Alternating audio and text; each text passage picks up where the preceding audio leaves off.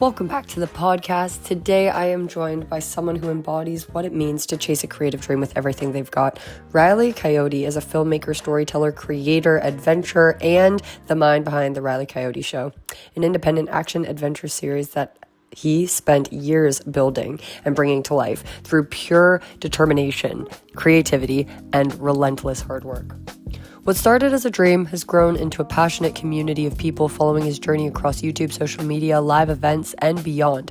You may know Riley from his YouTube channels, The Riley Coyote Show, Coyote Clubhouse, his creative filmmaking projects, or the countless adventures he's documented over the years. He's built a reputation for throwing himself into challenges, telling authentic stories, and proving that you don't need a massive studio or endless resources to create something meaningful.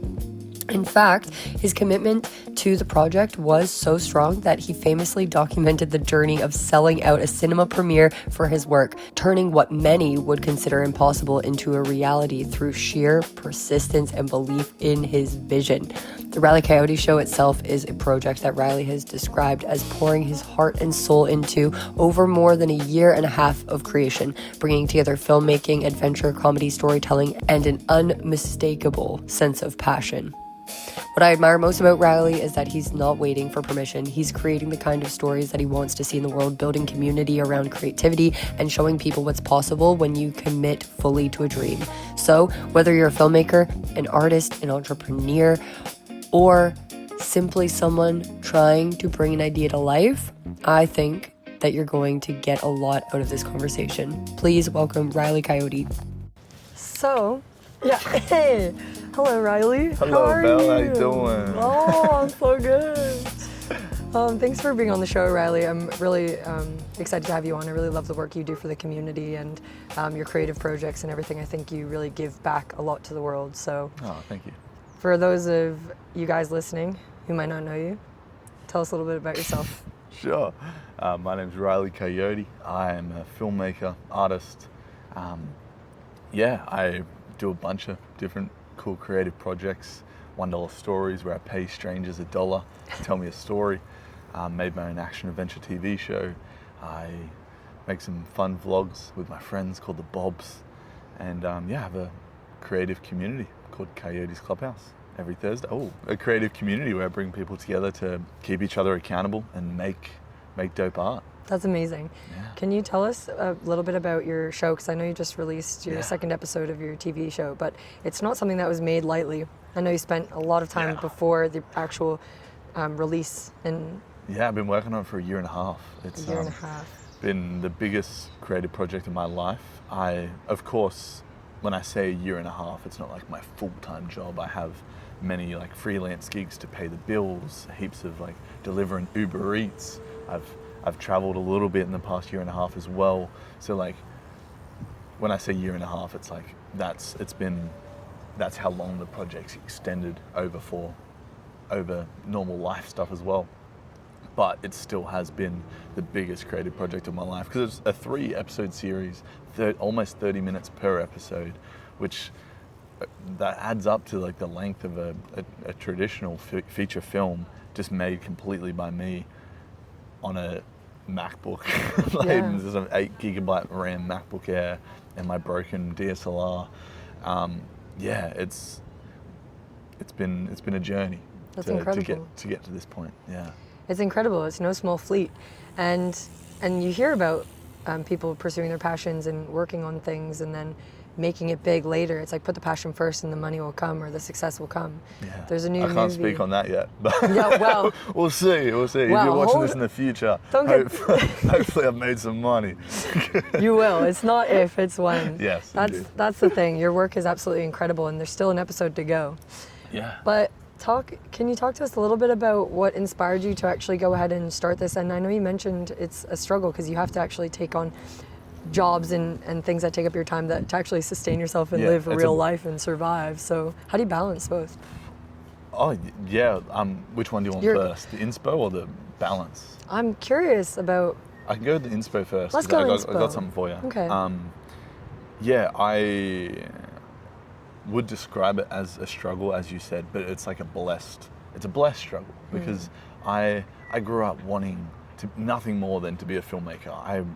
I I knew from the age of 10 I wanted to be a director. I didn't even really know what that meant, but I knew I just wanted to make movies, and I did every single weekend, every spare chance I got with my best friend's iPad, we would be in the backyard making movies. That's all I ever wanted to do.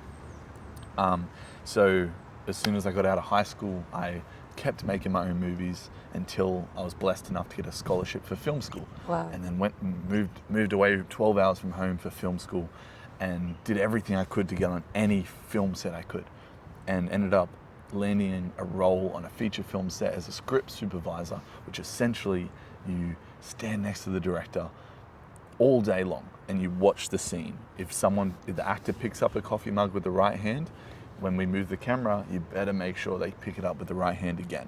It's like you are the eyes for continuity. Love that. Important. So if anything fucks up, you got to tell the assistant director or tell the director so they can redo it. So I got to see this dude, this director. He was like probably 50 years old, in a position that I wanted to be in, and he'd worked his entire life to be in that position. And I realized, working alongside him every day, that he had 4 or 5 old head producers with a bunch of money telling him what to do. No, you can't do that scene because we don't have enough time today. No, you can't do that setup for that scene that we're going to do because we don't have the budget for that rig and the camera people went home, blah, blah, blah. There's so many excuses for him not to be able to creatively express himself the exact way he wanted to. And I was like, fuck that. Like, I'm not working the next 30 years of my life to maybe be in a position he's in just for some old dickheads with money to tell me that I can't do what I want to do. So that's when I was like, okay, I'm just gonna make my own shit. So yeah, that was the main inspiration to make, just to make my own thing, no matter what it took, no matter what stupid jobs I have to work to do it. I'm blessed to be able to say the Riley Coyote Show is exactly what I want it to be. I make jokes exactly about what I want to make jokes about. I do the adventures exactly how I want to do them. I have a real fight in Thailand. You know how hard it would be to convince a production team to be like, no, we're not going to do a stunt team. I'm going to have a fight. I'm going to split open my mouth because I'm going to get punched in the face in the first round. I didn't know this was going to happen, but it happened. My teeth went into my bottom lip, and my entire bottom lip was cut open for the next 2 weeks. Oh my God. And it's like, I can't do that with the control of old head producers and money. Because you can't have the star of the show with a busted open lip. But I did that, and then 3 weeks later, I shot episode 2 in central Vietnam with a busted open lip. You're like the modern day Jackie Chan.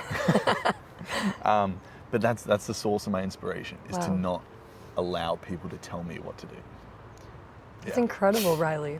That's so powerful because it inspires me. I'm feeling energized from what you've just said, and I believe anyone listening would feel that energetic inspiration as well. I want to know, though, because to actually feel so determined and to feel so certain about wanting things a certain way, you have to actually have a vision. So what is your vision, or what is it that you want to communicate to the world that you'd be worried about larger institutions limiting? Exactly that. It's self-expression. I want people to feel inspired. I want people to feel confident in expressing themselves, because there's nothing more important in the world than pure self-expression. There's no more interesting human in the world than someone who is confident enough to truly express themselves. And there's nothing more valuable in the world than somebody truly expressing themselves. Like, look at the biggest inspirations possible. Like, obviously I can only look to my own, but like, one of my biggest inspirations is Steve Irwin. And he is the pure embodiment of pure self-expression. There's nothing he cared more about in the world than saving and preserving wildlife. And he unapologetically expressed that. Repeatedly, forever, until he unfortunately passed. And it's like, that pure self-expression is where I believe the best change comes in the world, because if it truly comes from a place of what you were born here to do, or just simply listening to your own intuition, then you can't help but like do something good for the world. I think you're right. I'm gonna put a clip of that video in here of Steve Irwin being like, I love money, I want Yeah, more money, I and they're love gonna that clip. pay That's me my more favorite money, clip. and I'm gonna give it back to nature, Yeah. and then I'm gonna make more What money. good is a gold dunny to me? That's what he says. He's iconic. Yeah. I love that. I actually see that same kind of ebullient energy coming from you, that life force energy. There's something special about a man with a mission, for sure. A man on a mission with a vision. It's powerful stuff. So what do you reckon you can kind of contribute to on a small level or a local community level in terms of already, because you already live that way from my experience and from knowing you, I feel like you already kind of live that way of trying to help people with full expression and authentic expression with a sense of belonging that you kind of provide, safe spaces you provide with some of the groups you run. So did that kind of happen subconsciously, or was that kind of a mission for you to make whatever change you could before your art started to gain traction? Yeah, definitely not subconsciously. Like, I believe in things like manifestation and stuff like that, but I believe action is the most important tool in actually moving towards where you want to be. And there's always going to be an excuse to not do something that should be the right thing to do. So yeah, not subconsciously. At the start of this year, 2026, I always take some time to have some deep self-reflection at the start of each year. And this year, basically on New Year, ticking over, I think I was at a party or something like that around 10 or 10:30, and I just like wanted to like get out of the busy environment. So I just came home and spent like the last hour of the year by myself. And I walked out onto the beach and stood looking at the city, and I feel how big of a year this is about to be for me. And just stood there with my intuition, just let myself be bored for the final hour of the year. And the main thing that spoke to me as I had my back to the ocean, staring at our beautiful city, was this is the only thing that's important to me right now, is this city right here. There's 500,000 people in this city. This is the only thing that's important to me. Often I will get caught up in the thought of like, I want to impact so many people. I want millions of people to watch my films. I want to see and connect with thousands of people in real life around the world. That's what I want. That's what I see for my future. But nothing is more important to me right now than getting it right in this city. And that started with starting this community and bringing the artists that I already have access to in this city and making sure we're fucking killing it, making sure we're showing up. Because if the artists around me are showing up each and every week to express what they want to put out into the world, that's just gonna pull me up and help me keep showing up. Yeah, does that kind of answer your question? Absolutely. You've exceeded my expectations with that one. So beautiful. Because you're right, I think you start small and it just expands from there. But what you can do for people, especially when it comes to sharing your work to benefit people, you won't really know what kind of impact you're going to have or how to kind of tweak it until you actually see its impact. And to see its impact, you really have to interact with it. So to see you in your early days really interacting with other creatives and the community and allowing for people to come into your space and be a part of your growth and evolution, it's super powerful and inspiring. And I can see how the network you're creating with creative individuals is kind of bringing everyone up together. What's your perspective on gatekeeping or creatives that might not spend enough time interacting? What do you think the benefit is to interact with other creatives? Most important thing ever. Cool. Community, is everything. Without the accountability of great humans, I don't think anyone would have achieved anything in history. You look deep enough into anyone that's done anything significant, they always have some sort of greatness around them. I don't know why the examples that are popping into my head, but Mike Tyson has one of the greatest coaches of in the history of boxing from when he was like in his early teenage years. Ended up being the heavyweight boxing champion of the world at like 20 years old. Another weird example popping into my head is like Elon Musk. He started PayPal when he was very, very young, but it wasn't just him starting PayPal. I think it was him and his brother, and they were just up all night, every night, just building this software, just keeping each other accountable to build something that the world needed at the time. I think humans are the most important tool in, it sounds horrible to even like phrase a human as a tool, but like just in this context, humans are the most important piece of like leverage in getting to where you want to be, where you need to be, or where you're meant to be. And I think to neglect that, to think that you're a lone wolf or something like that, that's just not, it's just not in human DNA to be successful on a lone voyage. Look at the history of our race. We have succeeded from being a team. We have succeeded from hunting together. We have succeeded from tribal behavior, from someone in the tribe being great at making blankets, from someone in the tribe being great at making the fire, from someone in the tribe being great at entertaining. It's like, I think tribe is everything. So we all bring something unique and special. Yeah, we can't do it alone. I hear that a lot more. In my adult life, I'm hearing a lot more like, you don't have to do it alone, and we can't do it alone. And I'm noticing a lot more of the value. The bigger my community gets, the more I recognize that you don't have to be good at everything. When you're alone or you're isolated, you feel bummed out, or there's a lot of self-criticism for things you can't get done. But there's a great value in outsourcing and just having friends or people in the community who are really good at something and kind of having that exchange of skills. Yes. Yeah. Because the thing that is so important to me, like, can be elevated by the thing that is so important to someone else. It's like, I hate cooking.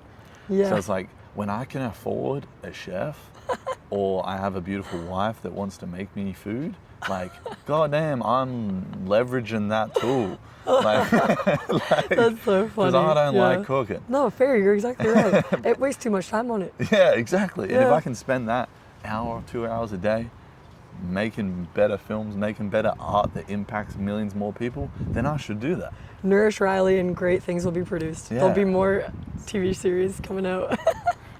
Take notes, wife. Yeah, if you're out there, Riley needs a woman who can cook. No, that's beautiful. What do you think, where do you think this last episode, when you launch it, what do you reckon will be your next project? Or do you have any ideas of where you want to take film and what kind of messages? Well, sorry, let me backtrack. I want to understand the message of the Coyote Show without giving away any spoilers for episode 3. There's a lot of meaning and a lot of lessons, a lot of philosophical, like a lot of personal philosophies I can see throughout the film. Can you explain what you want, like if you could get a message out to people who are watching, what is the main message you want people to receive from participating or interacting with your content?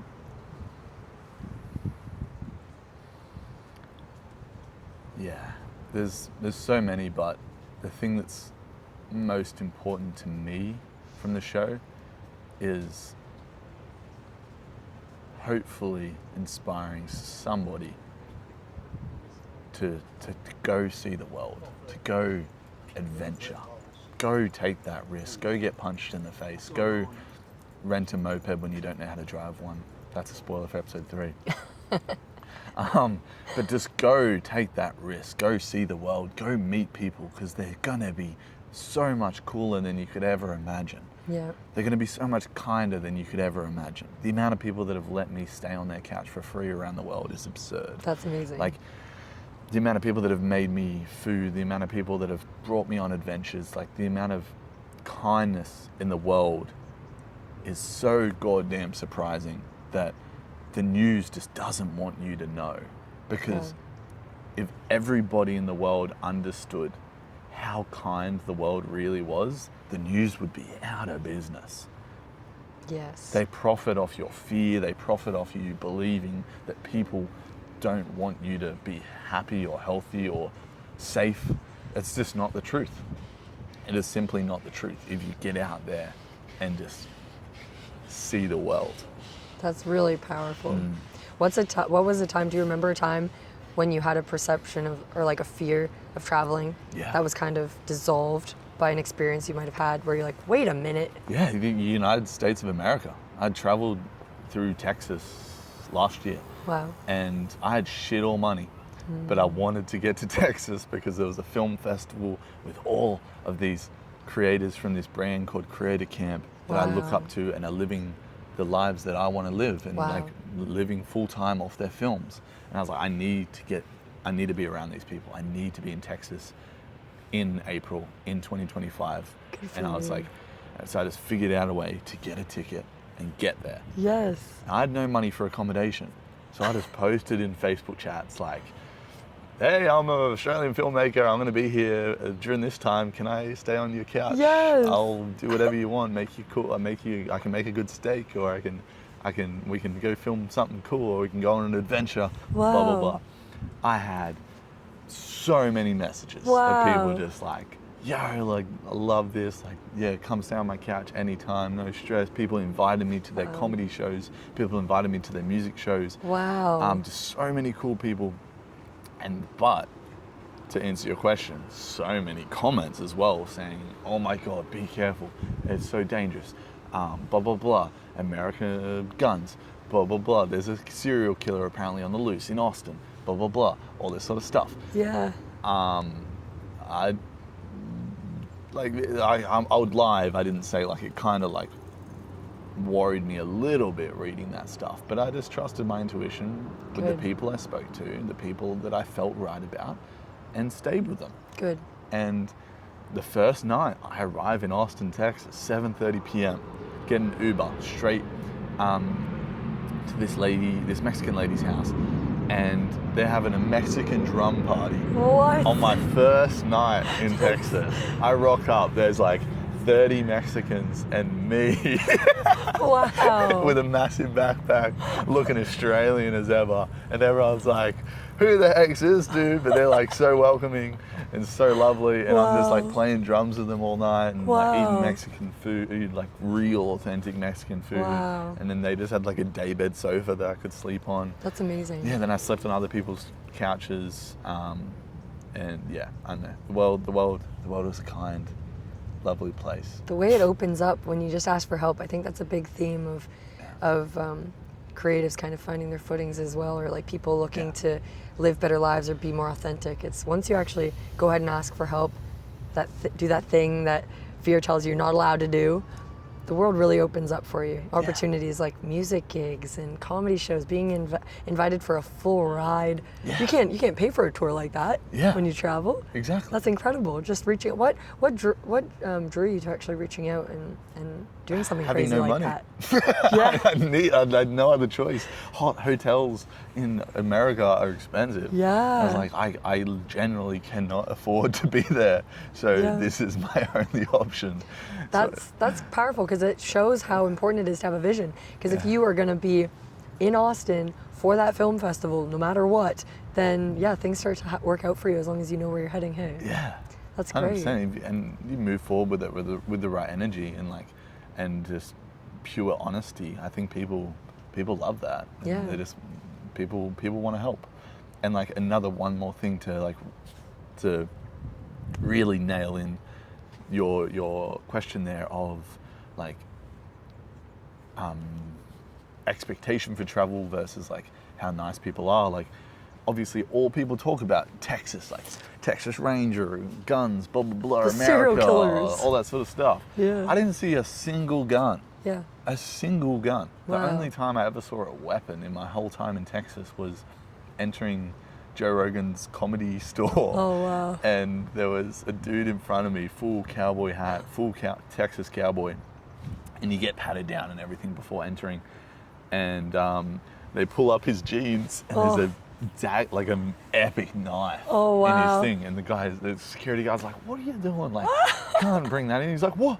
I can't bring my knife in? And like he was like pissed off that he couldn't bring his knife in. He's like, no, you can't bring your knife in. That's so funny. Did you just like hand it to him, like, fine, hold my knife? That's so funny. Yeah, so that's not even dangerous. That guy seems friendly. Yeah, he seemed pretty cool. He'd only use it to defend you, probably. Yeah, and obviously, there's going to be like some bad apples. Of course. Fair enough. Anywhere in life, eh? Yeah, but like we can't focus on the bad apples because that just gives the bad apples more power. Just focus on the good apples, make more good apples. Heck yeah. I love that. I'm just gonna check Yeah. what we're doing for time. Okay, we've got like 7 more minutes. I'll probably do a closing. You're doing amazing. This is so powerful. Like, people will listen to this and I think it will help. So you want to start with your small community and grow outwards. That's very aligned with the theme of my podcast. So I guess if I have one more question for you to close us off, I'd love to know, for anyone listening, thinking about starting a group of their own, what would some of your advice be for actionable steps to actually start a club or a group of like-minded people who are interested in the same kinds of things you are? Yeah, starting's easy. Like it's simply just starting and showing up. The hardest part is keeping on showing up, because like you've been to Clubhouse. Like most of the times there've been quite a lot of people there, but some weeks it's just me and one person. And it's like to most individuals, I predict, trying to start a community, that can fucking hurt your ego. Like, oh man, I'm putting all this effort into this community, trying to help people, and no one's showing up. Like that can be really like, that can really hurt. But like, I think showing up is all that matters. Keeping on showing up. That's what I'm trying to do with $1 Stories. Is just keeping on showing up every single week. That's what I'm trying to do with Clubhouse. Is just keeping on showing up every single week. And like, I want to travel, so like, obviously I can't really run Clubhouse when I'm traveling, so we'll see what that turns into. But all I know is when I'm in Australia, Clubhouse is going to be there, and that's all that matters. Keeping on showing up. I love that, Riley. Thank you so much for coming on the show. It was such a treat to have you. Heck yeah. Thanks for having me.